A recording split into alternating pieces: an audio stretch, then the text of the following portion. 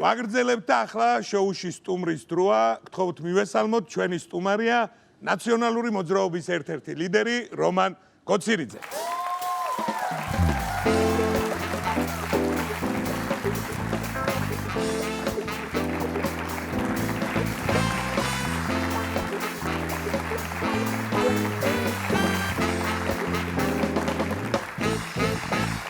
პირველ რიგში მადლობა ბატონო რომან რომ გამონახეთ დრო და გვესტუმრეთ. ესე იგი ძალიან აქტიური კვირა გონდათ, მინდა გითხრათ, იქ კახარიას ესროლეთ, 8 შეკითხვა, შემდეგ ვოლსკის ესროლეთ და ერთი ის მექნება რჩევა, ასე რომ ვთქვათ, ცოტა ფრთხილად უნდა იყოს თუ არა, პოლიტპატიმრობამდე ერთი ნაბიჯი გაქვთ. დამჩები. დიდი მადლობა, დიდი ეს ძალიან მნიშვნელოვანი რჩევა არის, რადგან არა თუ სროლისთვის, არამედ სიტყვით სროლისთვისაც შეიძლება პოლიტპატიმარი გაგხადოს ამ ხელისუფლებამ. გიამ რო გესროლათ ვოლსკიმ იმას ედო ზოგს ეს ვესტერნიდან აღებული ტყვის ხმას თქვენ გასროლას არ ედო არაფერი და რატო ვითომ მე მაყუჩიარით ვესროლე, ამიტომ ხმა არის ესროდა. გაერთიანებულ ოპოზიციაში რა ხდება, მინდა კითხოთ, გაიმართა ხო გაერთიანებულ ოპოზიციის შეხვედრა? არა, იმართება, ხშირად იმართება და ეს მინდა კითხოთ აქავე ამ გაერთიანებული ოპოზიციის შეხვედრებს გაერთიანებული პრობაციონერებიც ესწრებიან თუ ამათ ცალკე აქვს ჯერ და მერე გადმოდიან თქვენთან თუ როგორ ხდება? არა, ესწრებიან, რა თქმა უნდა, ორი უკვე თავისუფალია კონტროლისაგან, მაგრამ ნიკამელია კლავ მეთვალყურეობის ქვეშ არის. კონტროლდება. ხო, თქვენთან იყო ნიკამელია, ხო და წინა გადაცემაში თავისი ცნობილი სამაჯურით. და მან გითხრათ რომ უნდა აი ეს ხელისუფლება რო შეიძლება სულ მალე ოქტომბერში სამახსოვროდ წაიღოს სახში ეს სამაჯური. ხო. და გვაქვს დიდი დავა. მე ვეუბნები რომ სახში წაღებას ჯობია, მოდი დავადოთ იმ მოსამართლეს, ვინც ეს სამაჯური დაგადოს შენ მე. კარგით, რა მაინტერესებს? ახლა ეს შეკრებები ძირითადად გაქვთ ლეიბორისტული პარტიის ოფისში და არაფერ არ შემიძლია ბატონ შალვაზეც არ კითხოთ, ეს მაჟორიტარების კანდიდატები, ნუ რაღაც დოზით მაინც შეარჩიეთ უკვე, ხო? კი, მეტნაკლებად. მეტნაკლებად, ხო? და ბატონი შალვა ალბათ დუშეთში იქნება. მაინც. ეს ჯერჯერობით ეს საიდუმლოა. უბრალოდ საიდუმლოა ეს. ხო, რატო ვკითხულობ? ვიცი, სლოგანი შეცვლა მე მგონი არ დაჭირდება. ის შვენი ერთხელ მაინც მანდეთ დუშეთი, ახლა დუშეთი იქნება. ან უფრო კონკრეტული ერთხელ მაინც მანდეთ კოტორანტკარი და ნახავთ როგორ იქნება. არა, ეს სლოგანი არ დაჭირდება, ვინაიდან ბატონი შალვა ლეიბორისტის ღირსეულ პოსტს დაიკავებს სულ მალე ახალ ხელისუფლებაში. თქვენი საქმე ხო არ გარკვეულა, ანუ თქვენ ხო არ იცით რომელ ოლქში იყრით კენჭს? ჯერჯერობით არა, მაგრამ ვფიქრობთ. უბრალოდ ერთი რამე მინდოდა მე თქვა რომ არ იყაროთ იქ კენჭის, სადაც გიავოლსკი იყრის კენჭს. რატო? იმიტომ რომ კიდე ერთ შეერაღებულ კონფლიქტს ვერ გადაიტანა ჩვენი ქვეყანა. უკვე ეს იქნება პრემიერობის კანდიდატიც ხო არ აკყავთ, ხო არ შეჯერებულ ხართ ან ძალიან ბევრს აქვს პრეტენზია და ძალიან ბევრს აქვს ასე ვთქვათ სამართლიანი პრეტენზია ამას, მაგრამ წინასაარჩევნოდ ეხლა რომ არ მოხდეს ამ თემის სირიგლივ გარკვეული უთანხმოება, აბდექი და გუშინ ღამით დავწერე პოსტი. აი რა კრიტერიუმებს უნდა აკმაყოფილებდეს პრემიერ-მინისტრობის კანდიდატი. ერთჯერ მაინც უნდა იყოს ეროვნული ბანკის პრეზიდენტი. აუცილებლად უნდა იყოს პრეზიდენტის ყოფილი მრჩეველი. თუ გინდა პრემიერ-მინისტრობა, ვიცე-პრემიერად უნდა კონდეს ნამუშევარი, ხო ერთხელ მაინც. ხო, რაღაც შეხება. და ვისაც უნდა რომ პრემიერ-მინისტრობა წარმოადგინოს ასე ვთქვათ საკუთარი თავი, აი ამ კრიტერიუმებს უნდა აკმაყოფილებდეს. ესე იგი, თქვენ რა ჩამოთვალეთ ახლა ბატონო რომან, მე ერთი კარგი ქართული მხატვრული ფილმი მახსენდება, მასეთი ჩვენს ქალაქში დიმიტრია გელოვანიო და ალბათ დიმიტრია გელოვანი, მაგრამ მოკვდა საწყალი და რა გავაკეთოთ? ხო, მაგრამ რატომ დაილია ქვეყანაში ეკონომისტები? მაგალითად არა, თავარი ერთ-ერთი კრიტერიუმი რა თქმა უნდა იყოს ეკონომისტი აუცილებლად და არანაკლებ პროფესორის ხარისხის. და კიდევ უფრო მეტი. ბოლოს და ბოლოს კავკასიური გარეგნობა უნდა კონდეს და ცხვირის სტანდარტებითაც უნდა შეესაბამებოდეს კავკასიურ ჰაბიტუსს. ხო და აი ასეთი თუ ვინმე მოიძებნება, ბუნებრივია რომ დააკმაყოფილოს ამ კრიტერიუმებს. შავწერი ისეთი რთული კრიტერიუმი, რომელიც საქართველოში შეუძლებელია რომ შესრულდეს. მაგალითად. უნდა იყოს ბარსელონას გულშემატკივარი და ამავე დროს მოგწორდეს მადრიდის რეალი. ეგეთი იშვიათად რომ მოიძებნოს ახლა ადამიანს. სხვათა შორის ჩვენ ძალიან დიდი ბრძოლა გვაქვს პარტიაში, ნახევარი არის ბარსელონას ხაზზე, ნახევარი რეალის ხაზზე და რეალის ძალიან დიდი გულშემატკივარია გრიგოლ ვაშაძე. და როდესაც დავიწყებთ ამ საფეხბურთო ასე ვთქვათ დავას და როცა საფეხბურთო პროფესიული არგუმენტები შემოაკლდება, დაიწყებს ხმამაღლა ასე ვთქვათ შეგონებას, როგორ შეიძლება სეპარატისტ კატალონიელებს უჭერდეთ ხარს და აი ამ პოლიტიკური ჭრილში გადახავს. და გადახავს პოლიტიკურ ჭრილში და დიდი უთანხმოება გვაქვს, მაგრამ ქართულ ოცნებაში არის სრული ჰარმონია. ხო, ეგ მაინტერესებდა, აი იქეთ ხო არ აკავთ. ხო, პარლამენტში ხო ვაკვირდები. ვისაც არ უნდა კითხოთ, არა? ყველა არის საჩხერის ჩიხურას გულშემატკივარი. და აბა ერთი გაბედონდა არ იყოს. მოდით ამ პრემიერობიდან ბარემ ეს რაც ვისაუბრეთ, გადავიდეთ მოქმედ პრემიერზე, არსებულ პრემიერზე და როგორ მოგეწონათ პარლამენტში პრემიერ კახარიას გამოსვლა? როგორ შეიძლება მოგწონებოდა, ვერც შეკითხვას პასუხი ვერ გასცა. დაუსვი ერთ-ერთი ყველაზე მწვავე შეკითხვა, ავიდა ტრიბუნაზე ორი სიტყვა თქვა. როგორ შეიძლება ამას პასუხი გავცე და ჩამოვიდა. და რა იყო ახლა? უამრავი შეკითხვა იყო, რა თქმა უნდა, ბავშვთა სიღარიბეზე, ქვეყანაში არსებულ სიღარიბეზე, მაგრამ ყველაზე მწარედ მოხდა გულზე ერთი, ასე ვთქვათ, ჩემი შენიშვნა, რომ საქართველო არის მსოფლიოში ერთადერთი ქვეყანა, რომელმაც ამ პანდემიის პირობებში საკუთარ მოქალაქეებს არ გაუწია არც ერთი თეთრი ფინანსური დახმარება. ეს იყო 27-ში. 2 დღის შემდეგ გამოცხადდა ისევ.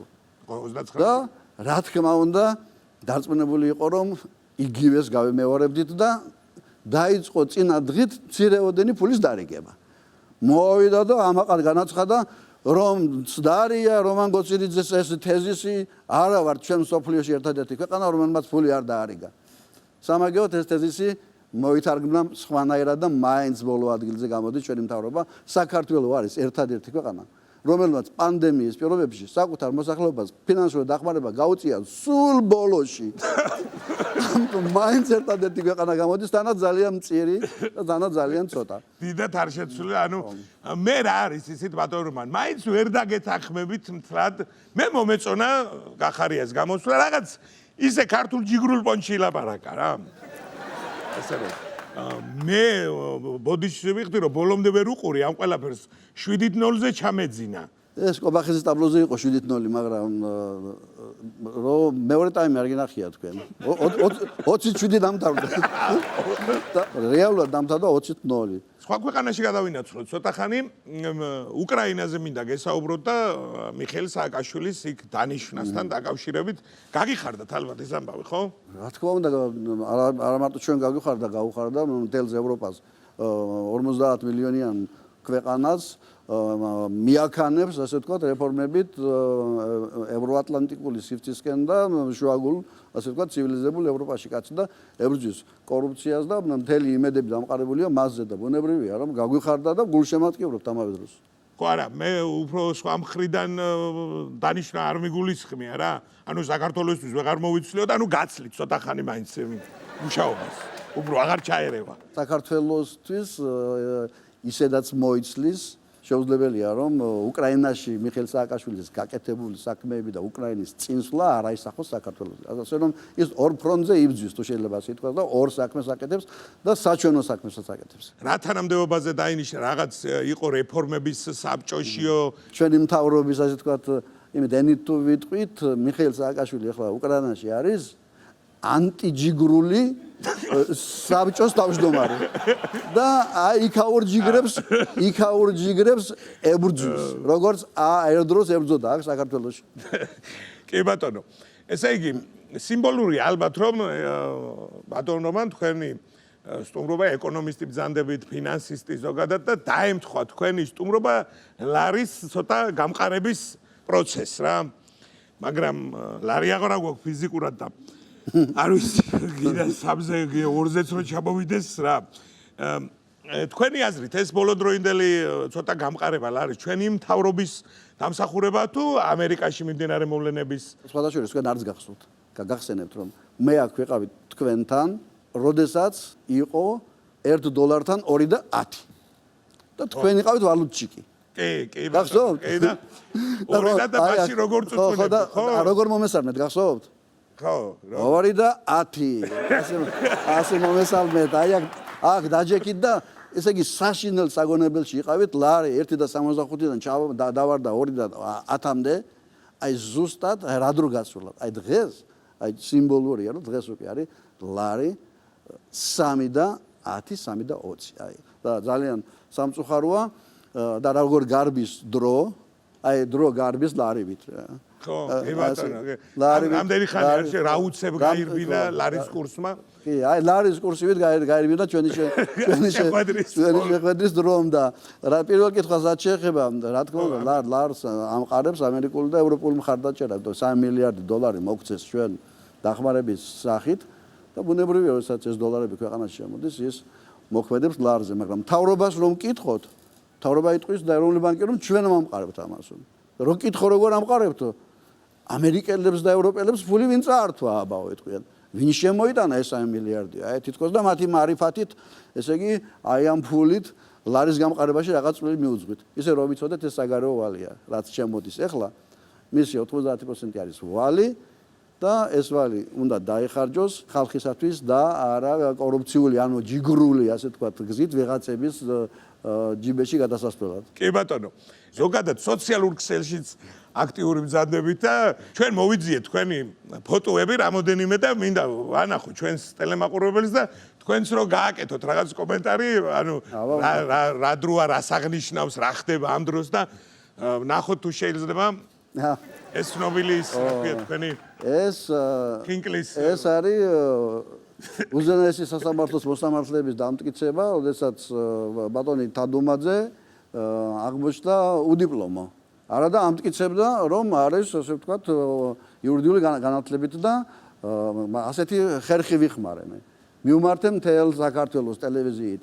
აი ვინც კი იპოვის მის თანაკურსელს, ან თუ გამოჩნდება რომელიმე მისი თანაკურსელი, გაუმასპინძლები ყველაზე მაგარ რესტორანში კარგი სუფრით მეთქი. ველოდე ერთი კურსელიც კი არ აღმოჩნდა თადუმაძისა მთელი ამ დროის განმავლობაში და ავდექი და მთელი ეს სუფრა მოვიტანე პარლამენტში და ეს არის ეხლა პარლამენტის მეხუთე სართული, სადაც უმასპინძლები, ასე ვთქვათ, კოლეგებს, ჟურნალისტებსა და ასევე ყველას, ვინც იმ დღეს მოვიდა პარლამენტში. ხო, შემდეგი ფოტო ვნახოთ თუ შეიძლება.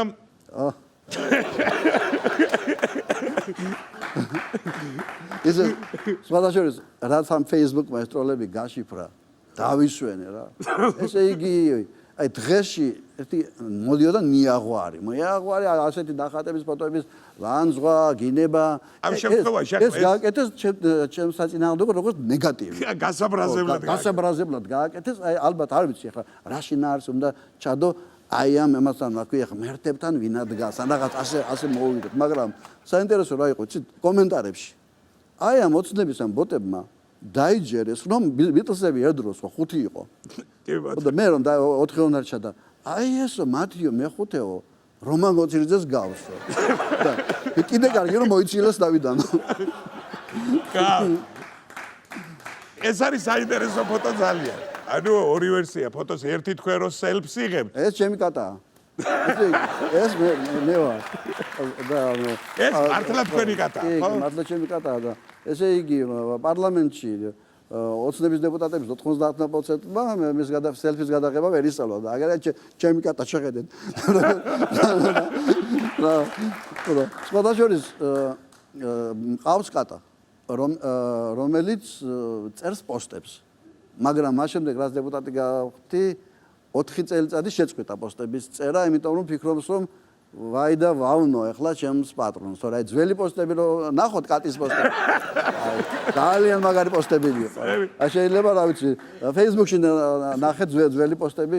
შემდეგი ფოტო ვნახოთ თუ შეიძლება კიდე. აი ეს არის ჩემი კატა. ეს რაღაც გაუცებული რა უყურებს პარლამენტის სტომას გახარიას გამოსწორს. გადამერია კატა. იმ სურათმა მე რო სელფს ვიღებ. ის სურათი რითი არის საინტერესო იცით? ისე მოეწონათ რომ სოფლიოს 100-მა ტელევიზიამ წაიღო 25 მილიონი ნახვა ჰქონდა და ბიონსესთან ერთად გაუშვეს ეს ავსტრალიის MTV-ში. ეხლა შედით YouTube-ში შედით და ნახავთ აქეთ. შეიძლება არ არის გამორიცხული რომ გრემის ან ოსკარების დაჯილდოებაზეც გიხილოთ. ოღონ ბიონსესთან ერთად გაუშვეს ის ძალიან სასაცილო მომენტი მოხდა. ხო ცით ახლა შვილი რო შეეძინება აი ამ იმას რა ქვია ვარსკვლავებს 1-3-4 თვე მალავენ. და აი პირველად მაიკ ჯექსონმა ბავშვი რო ისა ფანჯიდან აჩვენა კინაღამ მას ჩასვეს ციხეში გახსოვთ რომ სარისკოდ ასე თქვა დაჩვენა აივნიდან. ხო და 1-3 თვე მალავენ რომ ბავშვი გალამაზდეს და ბიონსეს ბავშვი იმავე დღეს მამამისმა გადაუღო სურათი და დადო იმაში ქვია Facebook-ზე. ამიტომ აჩვენეს ჩემი ის რომ აი როგორ შეიძლება ქვია ტელეფონი გამოიყენო არა დანიშნულების მიხედვით. ამიტომ კი შაყირი იყო, მაგრამ კი მოიარა მთელი მსოფლიო. კი ბატონო. შემდეგი სურათი ვნახოთ. ჩვენ დავაფასეთ თქვენი ღვაწლი. ეს ბატონო რომან და 200 ლარიანზე არის თქვენი კარიკატურული ფოტო, ასე რომ ვთქვათ, როგორ მოგწონთ? არა, იდეა მომწონს ძალიან. და რატომ მომწონს იცით? ჩვენს ფულზე არიან ან მეფეები, ან პოეტები. აი ეს არის. ან მეფეები, ან პოეტები.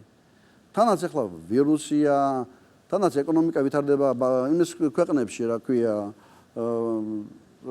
მაგალითად შვედეთში და სკანდინავიის ქვეყნებში ფაქტობრივად ნაღდი ფული არ გამოიყენება და ელექტრონულ ფულზე გადადიან. ამიტომ რაღაც უნდა ვაჯობოთ ვინმეს. ფულზე ყოველწლიურად უნდა იყოს გამოსახული იმ პერიოდში მნიშვნელოვანი ადამიანები.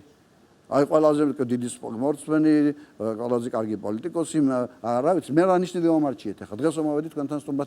დამსახურება თქვენი ზოგადად ამ ფულის შექმნაში, ამ 200 ლარიანზე არის ჩემი ხელმოწერა.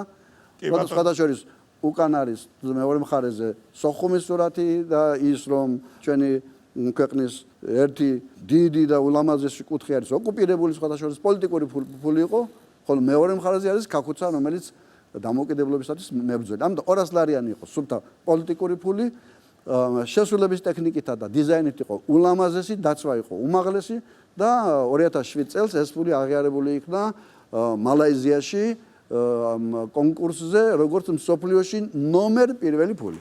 ახლა კარგი ფული ყო მე ვყრიდი.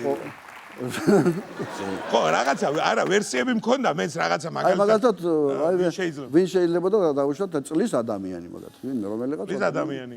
კი ბატონო, ტალახაძემ აწია 500 კილოგრამი, დავახატოთ 500 ლარიანზე. მინდოდა მაგალითად 400 ლარიანზე დამეხატა ღარიბაშვილი. მაგრამ რატო 400 ლარიანზე? რაღაც მაღალ კუპიურაზე მინდოდა, მაგრამ 40,000 დოლარიანი საათი უკეთი 400 ლარიანი როგორ ვაკადრო? ხო, რა ვიცი. ხო, და ისე კაი იდეა მომაწოდეთ. მაშინ შეიძლება საერთოდ შეიცვალოს კონცეფცია. დავახატოთ ქართული ოცნების სახეები, ივანიშვილი დაწყებული, კობახიძე დამთავრებული. ამ ფულს არავინ მოკიდებს ხელს. ყველა გადავა ელექტრონულ ფულზე. ფულის ბეჭდის ასე თქვა სახსების დაგვეზოგება და არავითარ რისკი არ იქნება არც ინფექციის გადადებას და სოფლიოში ერთადერთი ქვეყანა ვიქნებით უკვე რომელიც ბლოკჩეინებზე და ელექტრონულ ფულზე გადავიდა და არა ქაღალდის ფულით და იქნება მხოლოდ საწყობში ქართული ოცნების ასე თქვა სავალალო სახეებით ასე თქვა გამოსახული. ის იდეაც კარგია, მაგალითად სანდრო ბრეგაძე დავახატოთ ქაღალდის ლარიანს ოღონდ, იმიტომ რომ არც ერთი აღარა მიმოქცევაში. ფილოსმანია მოვიღოთ და სანდრო ბრეგაძეს დავახატოთ ლოგიკა რა უნდა იყოს ამაში 12 ლარიანი რო გავაკეთოთ არა მაშინ არა თუ მაინც და მაინც სანდროზია საუბარი მაშინ ახალი ფული შევქრათ ნახნახევარი ლარი ქაღალდის ნახნახევარი როგორც ის ძენი კაცი იტყოდა ისედაც ნახევარი რო იყო მოკლელა იყო აი შუაში გაჭირ ნახნახევარი და უნდა დავახატოთ ესე იგი ნახნახევარი მარშით რუსეთისაკენ აი და ახლა ასე წარწერა უნდა იყოს მეორე მხარეს. ესეც კარგი იქნება, იმიტომ რომ ამას არავინ არ მოკიდებს ხელს და ფაქტობრივად ფულის დაგვეზოგება ბევრი დასაბეჭდი არ გვიქნება, მაგრამ სიმბოლურად იქნება ძალიან კარგი. რუსეთისთვის მაგალითად მეორე მაგალითად 37 ლარიანი გავაკეთოთ და დავახატოთ ირმა ინაშვილი, ან პატრიოტ ალიანსი ზოგადად. ის სიმბოლურად რაც ღირდა გადაფრენა მოსკოვში. ადრე. კარგით, კი ბატონო. ამ შეზღუდვებს თუ იცავთ ზოგადად არა თავი დამცავი ნიღაბია და ეს ნიღბები ახლა პარლამენტში დღეს თურმე აპირებენ 100 ლარიანი ჯარიმის შემოღებას თუ ნიღბით არივლი და ნიღაბი ღირს ლარნახევარი ერთი პურის ფასი ღირს ნიღაბი და როგორ უნდა შეიძინოს სოციალურად დაუცველმა და ღარიბმა ადამიანმა ამიტომ მთავრობამ ეს ნიღბები უნდა დაარიგოს და თუ გვინდა რომ მართლაც თავიდან აცილებული იყოს ვირუსის გავრცელება ის ფული აი ამ რაღაც კორუფციულ სქემებში კი არ უნდა ჩადოს, რასაც ევროპა და ამერიკა გვაძლევს. არამედ პირველ რიგში თუნდაც ელემენტარული მსგავსი თავდაცვითი საშუალების უზრუნველყოფა. ჩვენ დეპუტატებს გვიკეთია. ხალხი ნიღაბმა კაი რაღაცა გამახსენა. გამოუშვეს საშინელი ნიღაბი, ხო იცით ქართული ნიღაბი. რაღაცა უკვე არ არის მოხსნეს და სოლიდარობის ნიშნად მივედით ბიუროს სტომაზე კინოდარბაზში ატარებენ დისტანცია ძალიან დიდია 3-3 მეტრი დისტანცია და ყველას თეთრი ნიღბები პატრიოტული ქართული ნიღბები მე მაქვს ძალიან კარგი დიდი ნიღაბი ზივარასი შორს და შემოდის ესა მდინარაძე და ყაველაშვილი გამარჯობა ბატონ რომან მესამნებიან ხო და ნიღაბში ვარ და ხმა შევიცვალე და ვეუბნები რომ რომანი არა ვარ ნუკრი ვარ კანთარია ვაიმე ნუკრი, როდის გაიპარსე წვერები, როდის მოასწარი. პანდემიის გამო, ალბათ ვირუსის გამო. ანუ ხანდახან აი ასე თქვათ ამ შეზღუდვებზე ახლა რას ფიქრობთ, რა გვეშველება, ბატონო, ახლა რესტორნები, მოლები და მაღაზიები გაიხსნა, რესტორნები იხსნება. ძალიან სერიოზული ზიანი შეიძლება მიადგეს ამ ჩვენი იმის ეპიდემიის მერე ქართული ტრადიციების პოპულარიზაციას მსოფლიოში. და რატომ? ბიძინა ივანიშვილი გამოვიდა თავისუფლების მოედანზე, გამოვიდა და თქვა რომ მსოფლიოში ცივილიზაციის ნომერ პირველი მონაპოვარი არის ქართული სუფრა. გახსოვთ ხო? ქართული სუფრა სმაჭამა თამადა. და ეს აიტაცა ქალბატონმა სალომე ზურაბიშვილმა გაუწია ამ თემას ლობირება და მთავრობამ მიიღო დადგენილება და პატენტეს ქართული სუფრის ჭხილებში პურობის წესების ასე ვთქვათ შეყვანა არამატერიალური კულტურული მემკვიდრეობის ძეგლების სიაში.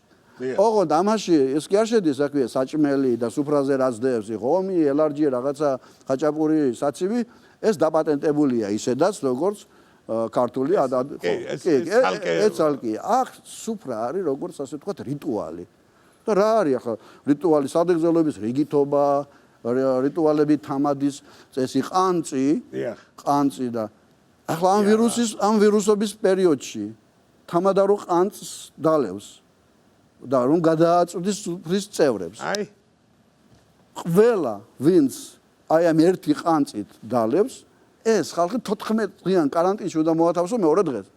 წარმოგიდგენია ახლა ქართულ სუფრას რა დიდი დარტყმა მიაყენა აი ამ იმან რა ქვია კორონავირუსმა. უფრო მეტიც. მერე აი ეს თასი ხო არის აი ისინი ხო არის რეცხება ლამპიშუშა ხილის ისა რა ქვია აი ეს ვაზით ხილის ვაზა თუ რაღაცით დალევა. ანუ ამ რიტუალებმა ფაქტობრივად ჩაგვიშალა ქართული სუფრის როგორც კულტურული მემკვიდრეობის ძეგლის იუნესკოში დარეგისტრირების ასე ვთქვათ პროცესი. მოკლედ რა ვიცი, კიდევ ერთხელ უღრმესი მადლობა მინდა გადაგიხადოთ ბატონო რომან რომ გვესტუმრეთ, საინტერესო ადამიანი ბრძანდებით, ყოველთვის ასე მოწოდების სიმაღლეზე. ძალიან დიდი მადლობა, მაგრამ ეხლა თქვენ ერთჯერ გამოიყენეთ ორი სიტყვა. ეს საინტერესო, ხო? აი ნეტავ ეს არ გეთქვათ რა. რატო? იცით რა თქვა ნიცშემ? საინტერესო ადამიანები 64-ში ვერ მოხვდებიანო. აუ, აი როგორ ესე იგი როგორ გინდოდათ ახლა ჩემთვის რაღაც ესე კომპლიმენტი და ორჯერ საინტერესო ხო და მე კიდე ნიცშეს ზოგიერთ ვკითხულობ მე ორი ადამიანი ვკითხულობ ნიცშეს საქართველოში. დიახ. ერთი ის და მეორე მე. ხო და აი კარგად მახსოვს ნიცშედან ახლა ზარატუსტრასთან არის ეს რომ საინტერესო ადამიანები 64-ში ვერ მოხვდებიან და აი ესე ასე ნაწყენი გამიშვი მე ახლა არა ბატონო რომან მე 100 წლის მერე მინდა გისურვოთ რომ მოხვდეთ 64-ში ამიტომ მე საინტერესოს წავიღებ უკან ამ შემთხვევაში ჩვენი სტუმარი იყო უინტერესო ბატონი რომან გოცირიძე მინდა გითხრათ